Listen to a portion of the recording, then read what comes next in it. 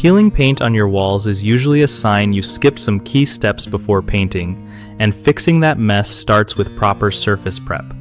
So, first off, you gotta clean the area really well.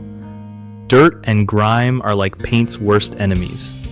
Next, grab some sandpaper and rough up the surface so the paint sticks better. Smooth walls can be slick, and paint just slips right off. If there's old paint peeling or flaking, you have to scrape that junk away completely. No half measures here. After sanding and scraping, wipe down the wall again to get rid of dust because leftover particles can mess with the new coat. Don't forget to patch any cracks or holes with some filler and sand those spots once dry so everything's nice and even. Using a good primer that matches your paint type is clutch. It seals the surface and helps prevent future peeling. Make sure you're painting in the right weather too. Super humid or cold days can ruin your job.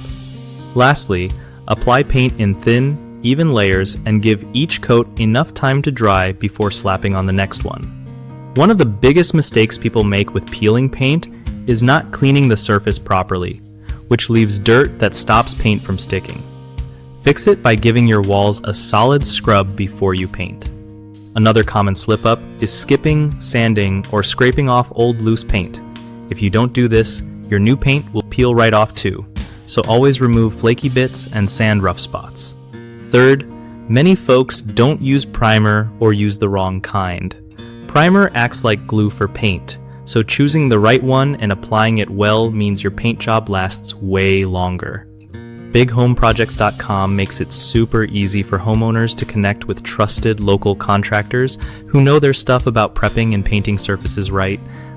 It also helps contractors find steady work with people who really need pros to get the job done without headaches.